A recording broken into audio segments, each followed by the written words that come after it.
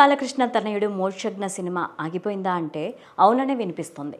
డిసెంబర్లోనే Mokshagna cinema opening జరగాల్సి ఉన్నా ఇప్పటి వరకు ఆ ఊసే లేదు. దీంతో మోక్షజ్ఞ సినిమాకు బ్రేకులు పడ్డట్టు టాక్ నడుస్తోంది.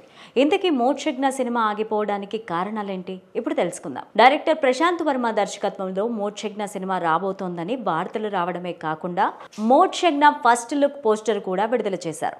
ఈ పోస్టర్ సినిమా పైన మంచి అంచనాలను పెంచింది. అయితే ఈ సినిమా పూజా కార్యక్రమాలు జరుగుతాయి అంటూ వార్తలు వస్తున్నప్పటికీ ఆలస్యమవుతూ వస్తోంది. ఈ క్రమంలోనే ఈ సినిమా ఆగిపోయింది అంటూ వార్తలు వినిపిస్తున్నాయి. నందమూరి వారసుడు మోక్షజ్ఞ సినిమా కోసం ఫ్యాన్స్ ఎంతో ఎదురు చూస్తున్నారు. త్వరలో సినిమా రాబోతోందని అభిమానులు ఆనందపడే లోపే వారి ఆశలు ఆవిరైపోయాయని తెలుస్తోంది.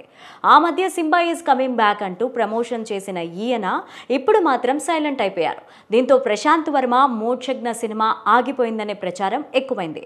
దాంతో ఫ్యాన్స్ నిజమేనేమో అని కంగారు పడ్డారు. అయితే అప్పట్లో దానిపైన బాలకృష్ణ క్లారిటీ ఇచ్చారు.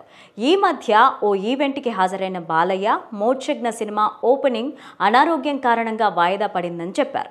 మరోవైపు సినిమా ఆగిపోయిందని వార్తలు వస్తున్న నేపథ్యంలో మేకర్స్ స్పందిస్తూ సినిమా ఆగిపోలేదని త్వరలోనే సరికొత్త అప్డేట్ తెలియజేస్తామని చెప్పారు.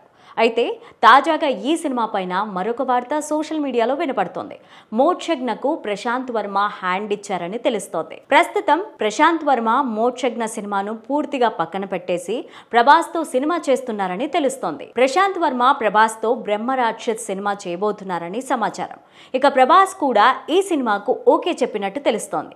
ఇదిలా ఉంటే మోక్షజ్ఞ ఫస్ట్ సినిమా సంగతి పక్కన పెడితే బాలయ్య దర్శకత్వంలో ఆదిత్య 999, వెంకీ అట్లూరి దర్శకత్వంలో మరో సినిమా చేయనున్నట్టు తెలుస్తోంది.